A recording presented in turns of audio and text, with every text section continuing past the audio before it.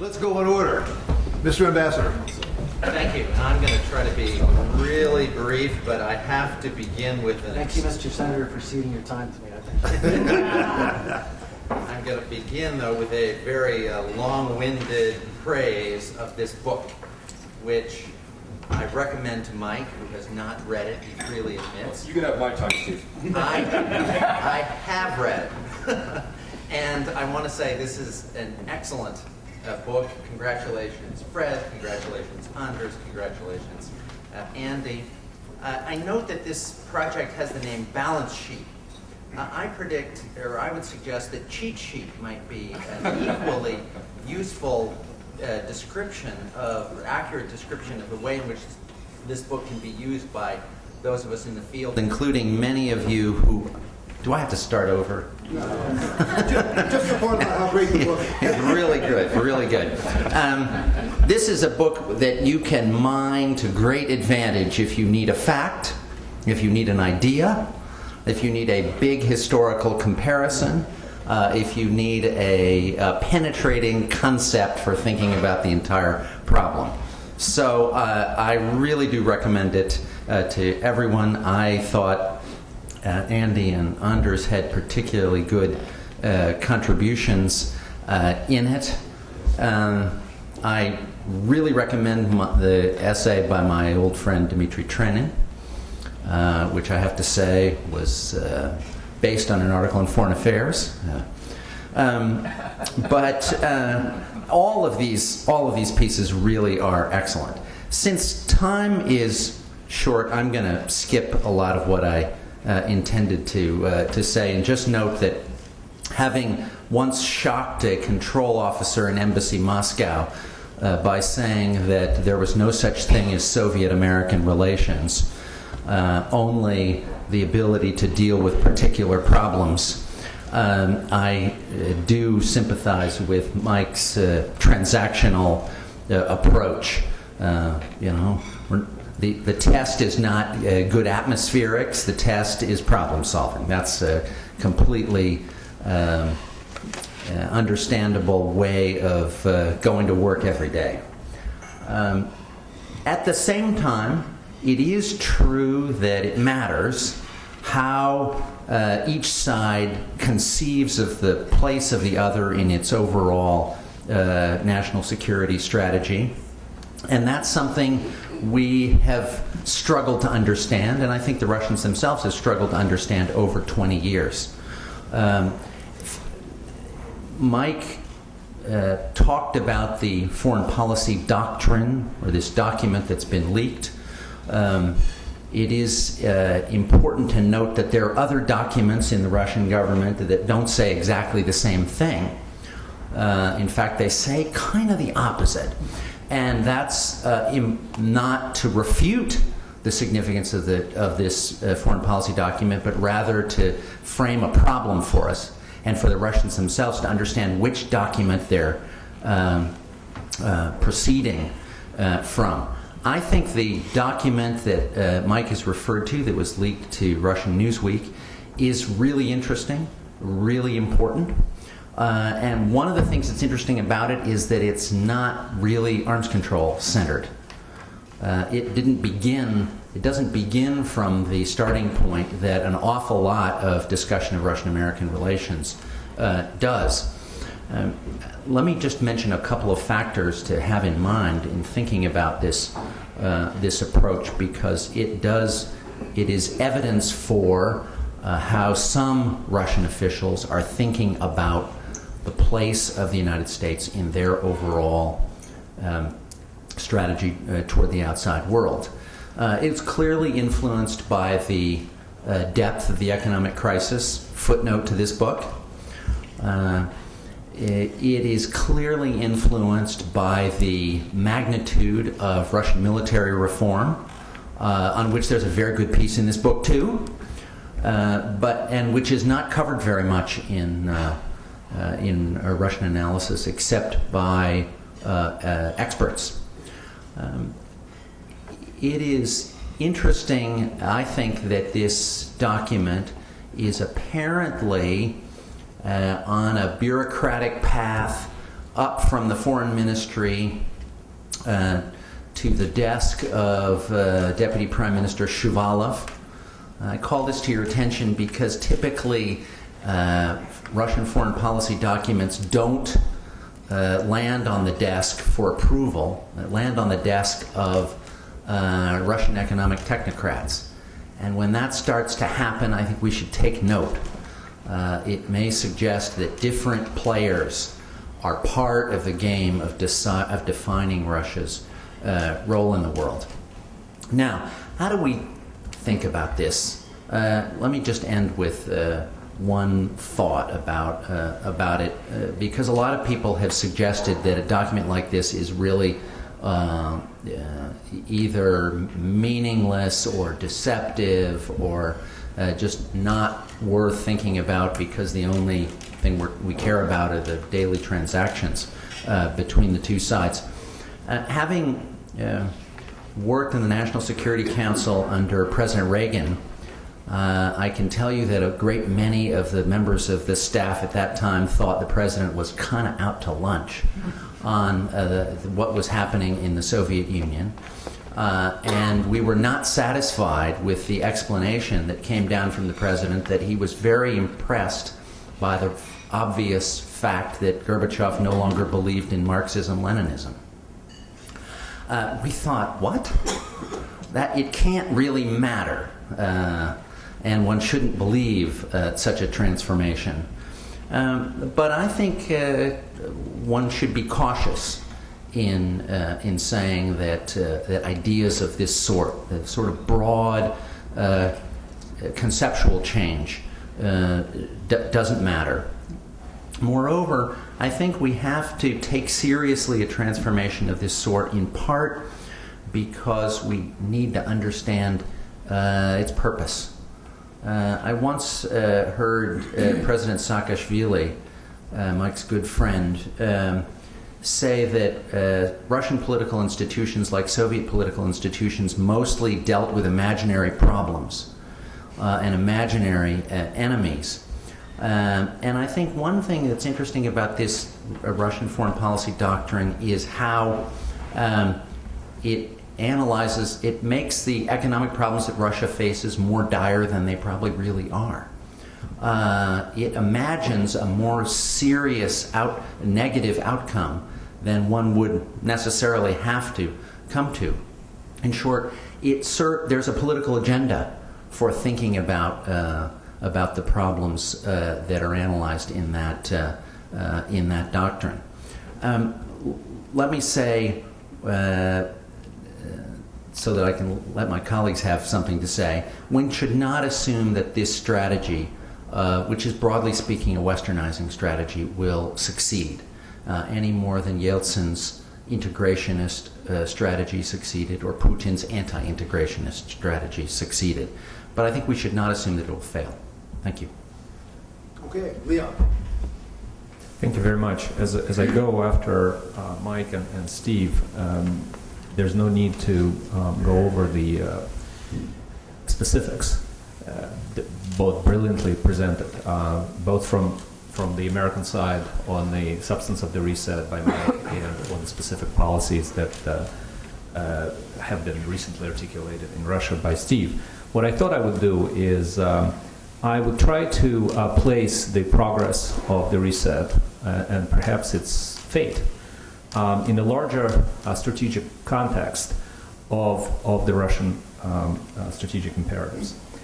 And let me start by saying that it has been clear since at least April of 1993, when Yeltsin signed the concept of foreign policy of the Russian Federation, that regardless of what political regime is in the Kremlin, Russia is going to, or rather its foreign policy is going to be informed by a kind of irreducible triad of strategic imperatives.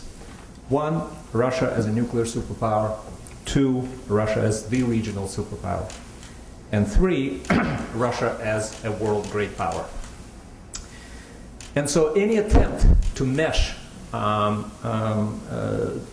countries' strategic agendas with Russia's, and of course the reset I think was precisely that attend, is bound very quickly to feel both the advantages and the limits set up by this strategic Russian triad, which I think is going to be with us for quite a long time. Now, let me clarify one thing. When I say that these three strategic imperatives are likely to be present in different political regimes in Russia, I do not mean at all to imply that they will operate in the same way. Within the strategic framework, which I would insist and argue does exist and will continue to exist, there is a great deal of room and space for ideological interaction of the regime with this agenda. And by ideology, I mean very simple, the leadership's conviction of how their countries should live and what they should strive for both at home and abroad. And so ideology produces not only different accents and styles, but it also instills each of these three elements of the strategic triad with different meanings. And this divergence between the different interpretations by different political regimes in Russia establishes different priorities of interests, and as we know, that immediately leads to different policy choices. And it's hard to find a better example of a different interaction between these kind of preset strategic agenda and strategic imperatives and the regimes than by comparing what happened, say, between 1993 and 2004 in Russian foreign policy, and what happened since then between 2004 and maybe, and I appreciate very much what Mike said, until very recently. You can only recall, for example, Russia's reaction to NATO's expansion in the mid-90s, or the 1997 Treaty of Friendship with Ukraine, or Russia's final alignment with the West against Serbia over Kosovo, or the termination of weapons sales to Iran under Gorch or Namerdin. And then compare the style and the emphasis and the tonality with what followed. By the way, I also should add to the list I just mentioned, of course, the unprecedented solidarity with the United States after 9/11. So, this said, in this context, the reset was launched, and it seems to me that what we have seen is in large part the effects of the reset coming in this context. Mike has given us an exhaustive list. For my purposes, I'll mention four key priorities as I've seen them in the reset. And that is in the order of importance to the United States: Iran, Afghanistan, arms control, and Russia's behavior in the near abroad or in the post-Soviet space. Now, with regard to the arms control, I think the strategic arms control goes directly to the Russia's strategic imperative of being a nuclear superpower. This is one of the few venues, perhaps the only venue, that's left for them to reassert it, and also the sole instance of the equality with the United States. And I think this explains, and I know how hard Mike worked, and so I'm not going to say it was easy, but I'm saying this particular element of the reset probably from the beginning has had a higher chance of succeeding. And I think, and of course it did. As someone who was very, very, very, very close to these negotiations said to me recently, Russians loved these negotiations. Now, Afghanistan has been and will continue to be, I think, a more complicated matter because both the defeat of the attempt to stabilize Afghanistan and a victory there are conflicting purposes of or at odds as far as the strategic imperative of the regional superpowership is concerned. And that is because if Taliban is finished and Afghanistan is stabilized, it's something that Russia cannot achieve on its own. This clearly bolsters its new regional superpowership. On the other hand, it also will bolster the U.S. influence in Central Asia. And again, this is all a matter of the interpretation, but it seems to me that the current regime in the Kremlin interprets regional superpowership as the zero-sum game with the United States, whereby, and again, Mike would correct me and I'll be happy to, but it seemed to me that at least until now, and if the U.S. interests and U.S. values are promoted to the present regime, that means automatic detriment to the Russian regional superpowership. Now, again, until very recently, and with all the caveats that come from what Mike said, Iran. I think Iran has been and will be a very difficult proposition because arrayed against the reset here are the three Russian strategic imperatives. It's in Russia's sphere of influence, so it's the regional superpowership imperative. It's also goes to the present regime's interpretation of Russia's great power status as largely, or in a large measure, derived from its opposition to the U.S. initiatives. And finally, by the way, this regime added another strategic imperative, and that is the recovery of the geostrategic assets lost in the Soviet collapse. And I think that, too, is arrayed, in the case of Iran, arrayed against the reset. So I think it's going to be a very difficult and complicated issue. And finally, the regime's interpretation of the regional superpowership as synonymous with the control over foreign and domestic political orientation and security strategies of the post-Soviet states essentially dooms, and I think Mike said it in a more diplomatic language, essentially dooms, at least for now, the U.S. efforts to create a situation in the post-Soviet state that would be up to the 21st century standards. Let me just leave that at that. Now, will the reset ever live up to the metaphor, which is the overhaul that wipes the slate clean and uploads new programs instead of painstakingly updating the old ones? I think it very well might. But in that case, we will not have to strain the State Department's linguistic resources.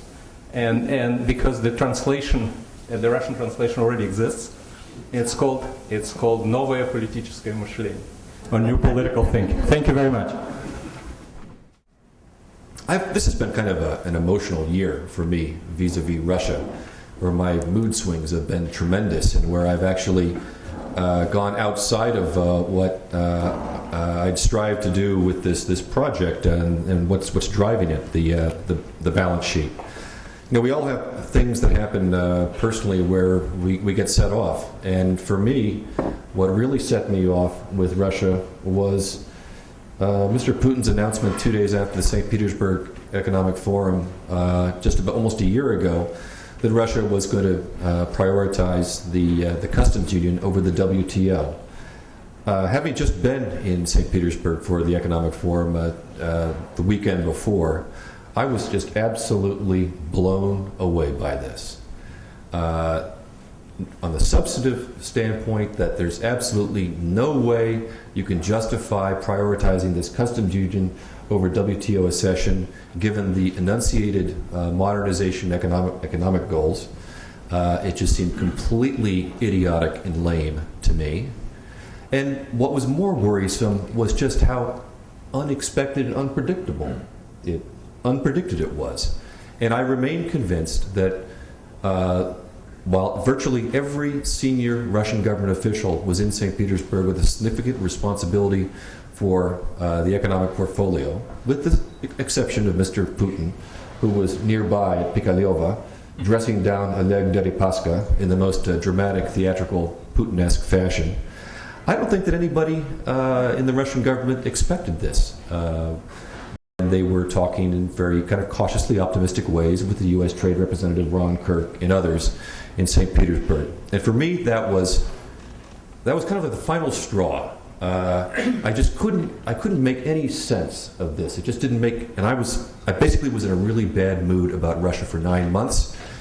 I was so fed up with Russia, I decided, okay, this problem is too hard to solve. These guys are too difficult. I'm going to find something easier to do. So I decided to look into Afghanistan.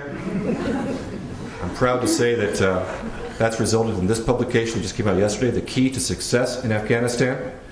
Wrote with Fred Starr. I recommend it. But I have become considerably more optimistic in the last couple of months. First of all, I'd like to, I expressed this to Mike personally in his office last week, and I'll do it publicly now. I think that what he and the Obama administration have been doing in the Russia relationship has been a tremendous success, maybe arguably their most successful foreign policy the first year and a half of the administration. Now, to be truthful, I certainly didn't expect it to be this successful, even before I went off the deep end after the St. Petersburg and the WTO fiasco.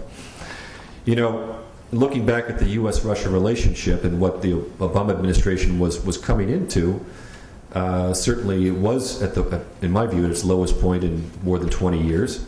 But you look at the last 20 years, and at least the last 18, 19 years, and the administrations which had a lot of the main responsibility for Russia, the Clinton administration, 8 years in power, had tremendous hopes for improving the U.S.-Russia relationship, made tremendous efforts to do so, and unfortunately, after their time in power, there's no question that the U.S.-Russia relationship was worse than what it was when they entered power. This is no fault to them necessarily. Bush administration, I'd say the same thing. They had aspirations to improve relations with Russia. They made tremendous efforts. No question, by the end of their term, the U.S.-Russia relationship was worse than what it was before they went into power. When the Obama administration talked about the reset and prioritizing the U.S.-Russia relationship, the only thing I could think to myself is, well, my God, you know, if the relationship is worse after the Obama administration's 4 years, 8 years, then we're really in, as Slavenik can often say, deep sheet. But it's not. But my reasons for caution started with basically what I see as a mismatch in strategic frameworks that we are operating under in the U.S. and in Russia. And fundamentally that boils down to, I think the United States really has moved on from the Cold War. We are not operating in a Euro-centric, Euro-Atlantic, kind of centric foreign policy. That's not where the biggest security challenges that we face are. They're in different places. We've really moved on to a post-Cold War agenda. For the Russians, though, the foreign policy remains very Europe-centric. And that's where we've come into our biggest disputes with Russia over the last, I'd say, the entire period of the post-Cold War period, but especially more recently over Ukraine and Georgia, et cetera. And then this gets to what is, to me, the fundamental contradiction in Russian foreign and security policy. And Steve alluded to it in talking about the foreign policy doctrine and obliquely referencing the military doctrine, which was published in February. But the contradiction is this. On the one hand, Russia has economic goals. They were clearly articulated in the 2020 strategy they put forward 2 years ago. And as I argued in a report we did at CSIS, there's no question from reading that document that, not surprisingly, the most important partners for Russia's economic modernization, most important international partners, are the West. First and foremost Europe, but also the United States, Japan, the West more broadly construed. This comes through so centrally in that document. China considerably further back there, not to speak of the CIS, which is way back there. Then how is it that those partners which are most important for Russia's economic modernization are simultaneously members of a security alliance, NATO, which Russia clearly identifies as the greatest threat/risk to its security? I mean, this is a complete contradiction which just seems totally unsustainable.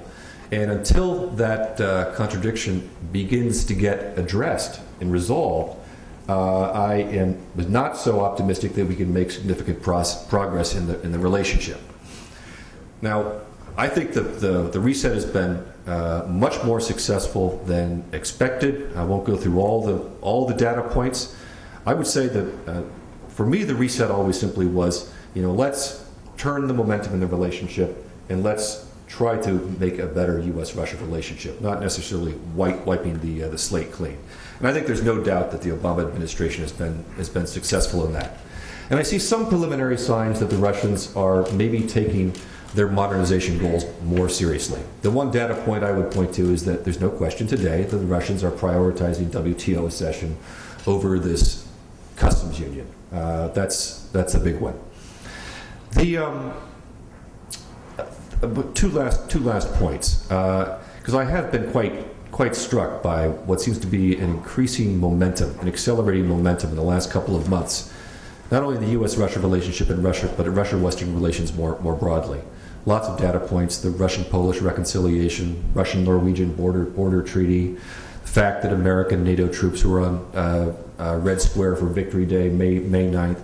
Lots of things going on. Almost every day I read the newspaper that strike me. But I think maybe the most important thing from the standpoint of the Russians is what's happening in the post-Soviet space, and particularly when they look at Ukraine and Kyrgyzstan. And this is a very sensitive area, and already many are criticizing the Obama administration for caving into the interests of our partners and allies in Russia's near neighborhood, et cetera, et cetera. But I think the dynamic is somewhat different. We have been essentially arguing to the Russians that our relations in this area in particular, they're not zero-sum. I think for a lot of reasons, I don't have time to go into it, the Russians have never believed that. Just contrast, though, the dynamic over the Ukrainian elections, and more importantly, over Kyrgyzstan in the last month, and maybe the credibility of the argument that we are not operating under a zero-sum formula is becoming greater in Moscow. Last thing, one sentence basically. Mike talked about democracy that not being a great success so far.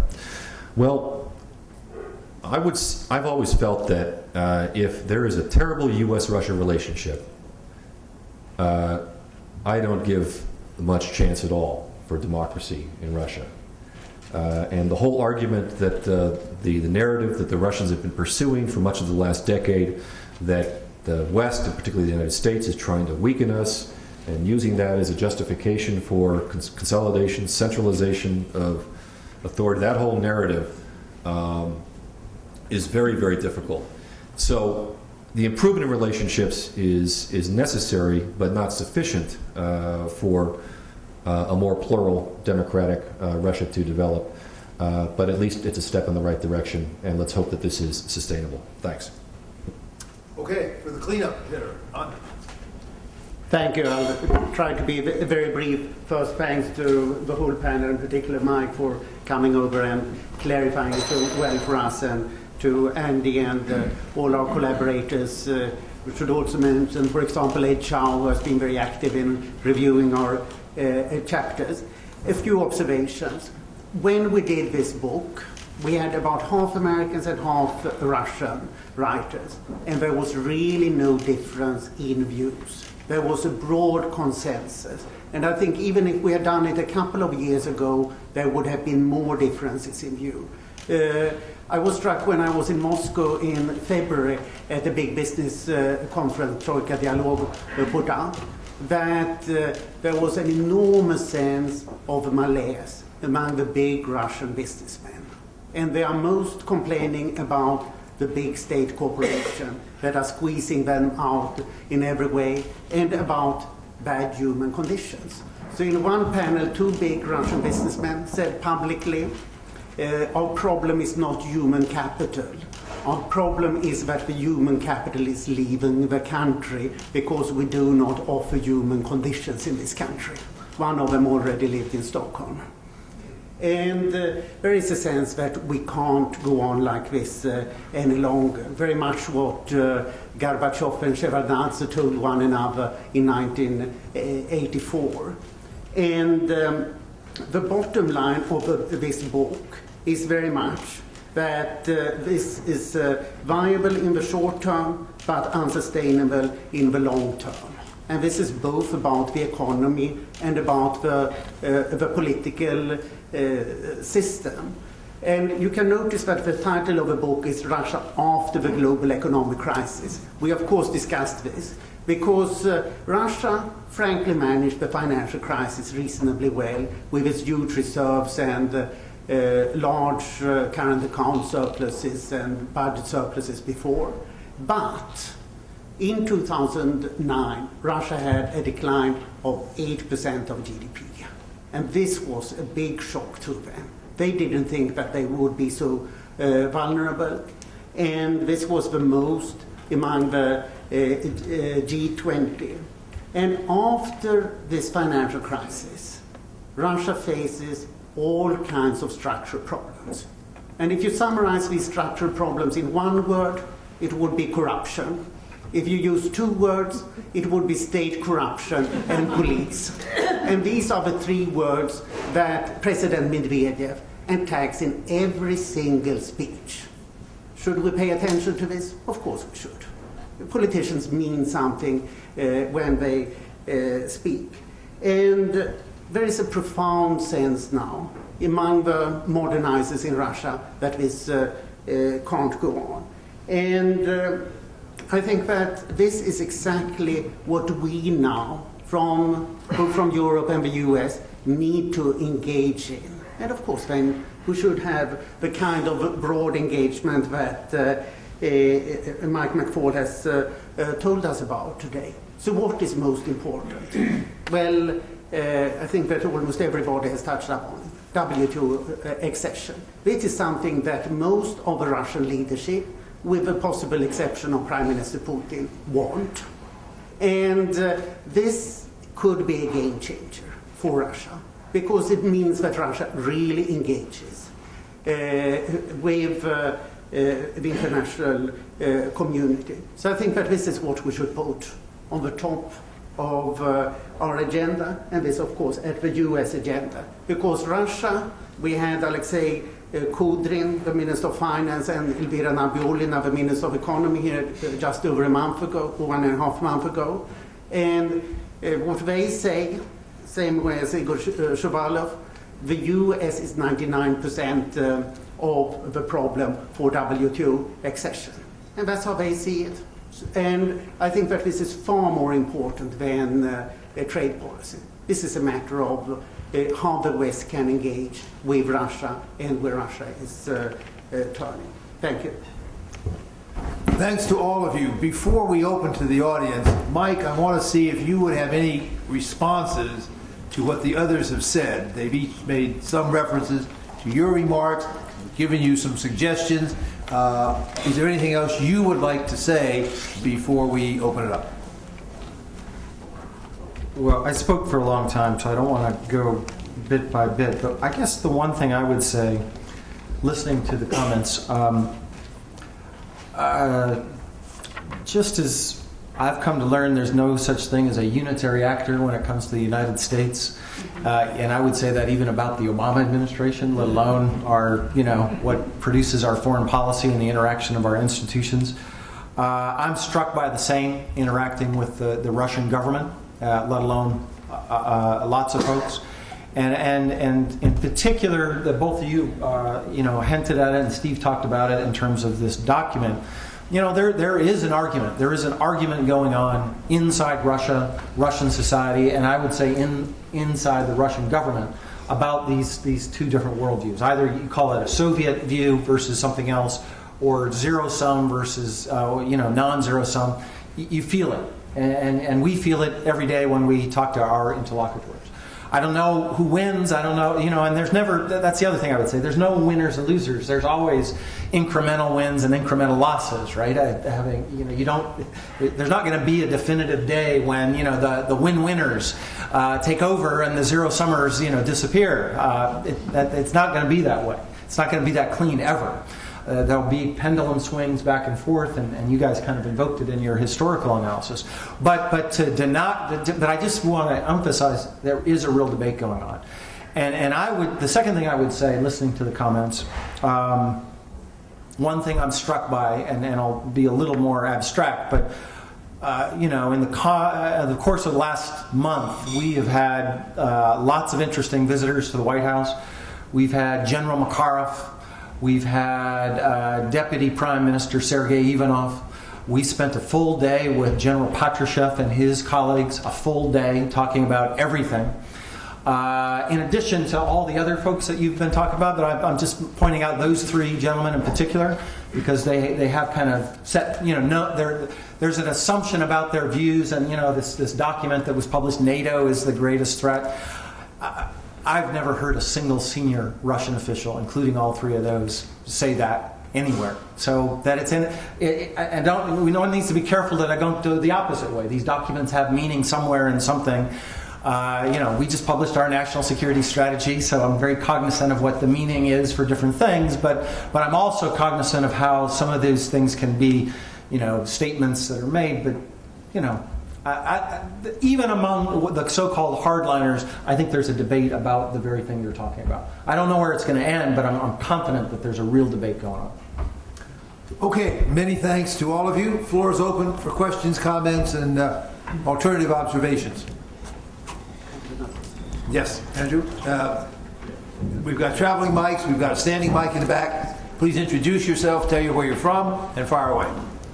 Andy Dvorsky, East-West Institute. Mike, you mentioned very briefly cooperative missile defense, and you said the Russians are being coy on it. It strikes me that that's an area where if there's a reset in thinking, you would see it. And I think coy, it comes across often as more negative than coy, in fact, saying it's still seen as a win-lose situation between the U.S. and Russia, as opposed to we've really rethought it. It is, the threats are different. They're not coming from each other. Have you seen behind the scenes any movement in thinking on that? We've had lots of conversations about cooperative missile defense at the highest levels, down to the people that are in charge of our missile defense systems. Travel to Russia frequently now. Going next week, the next big team going out. We're very serious about it. The president decided that a long time ago. When he looks at the threats out there to the United States, and he looks at the globe, and he looks at where we need assets, you don't have to actually be a rocket scientist to understand why we might want to cooperate with Russia, right? So it's just, again, I want to emphasize this because of our protection that we want to cooperate with Russia. Not in the name of the reset, not in the name of finding a project that we might do together. It's a very different way to approach it. And I would say this, right now the Russians are suspicious. They still, on this set of issues, believe, some believe, because there's a debate, so I want to keep underscoring it. I don't want to keep saying the Russians. But some think that this is a project that we have to acquire access to their information, their information from their radars, to supplement our security and the security of our allies in Europe. We keep saying this is not just about Europe. The United States has global assets for missile defense, regional and strategic, all over the place, because we have allies and friends not just in Europe, all over the world. And we have threats that, they're down the road, and I hope they're really far down the road, but 20, 30 years from now, if you think about where ICBMs are going to come from that might attack the United States, they're not going to fly over Poland. And so that's where we're at right now. So they're not ready for that. The second part of it, in terms of why this is stuck, and by the way, it took a lot of breaking of China in our government to get to where we're at. Let's just be clear about that. We had a big internal battle among ourselves about how could we really be this far-reaching, and technological worries about too much cooperation with Russia and what that might mean for some of our partners and allies that we're seeking to protect. If the reset goes wrong, and think about where if it goes wrong, and we've done a lot of this with them, that could redound in a negative way to our security interests. But we're there now. The second part of it is there's still a big group in Russia that wants to freeze all missile defense, right? Because they know in the long run that they're always going to be behind us in this particular area of technological cooperation. We've been categorical about that. It was the number one issue in the New START negotiation. So, yeah, Leon, nice and easy from afar. It wasn't so easy being in the belly of the beast. And the reason is that the Russians wanted to use this treaty to constrain our missile defenses, and we were categorical that we're not going to sign a treaty that does that, because we're moving forward with this stuff. So there's still some folks, I think, that would hope that rather than cooperate on it, let's look for ways to derail and not have any missile defense expansion. Mike, let me ask you two related political economy questions. And I do this as kind of a simplistic economist. We sometimes oversimplify things, but I'm going to blame it on Anders, because everything I know about the Russian economy I learned from Anders. Question one. Some analysts have said that the course of Russian economic reform, and perforce reform of the society more broadly, correlates pretty straightforwardly with the price of oil. Price of oil goes up, lose interest in reform, sit back and clip your coupons, get the resource curse, and no need to do much else. And somebody mentioned a break point in relation to 2004 might even be related. Second point, which Anders frequently makes, that the Russian public and the Russian society won't put up with that forever. Wants a more seriously developed economy, not just one that sits back and clips coupons off high oil prices. As you deal with them day to day and see the relationship between their economy and their body politic, what are your thoughts about those two variables? Well, analytically, I agree with both, because if Anders said it, it must be true. No, I mean, and I myself have written about these things, so I have of course, these are analytic statements that I think are right. But you asked me a different question. In our conversations with the Russian government, I would say analytically, there's not a debate right now about these things either. I think that's to echo Anders' point about your book with your authors. I don't know what it would have been like 2 years ago or 4 years ago in terms of the government conversation, but when we talk about these things at the highest levels, there's not a debate about these things. And Putin's President Medvedev's whole innovation modernization is basically an answer to those questions, right? And by the way, the other thing I would say,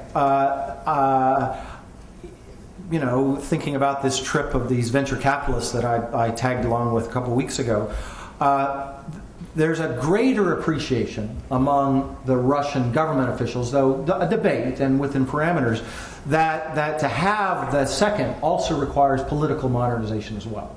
That you got to get the political institutions right, and to put it in the language of social science, but or to put it in the more blunter terms, when one very important investor around the world said to Medvedev, you can't expect me to invest here if you're going to steal my assets, and there's not institutions to protect my assets. There wasn't a pushback.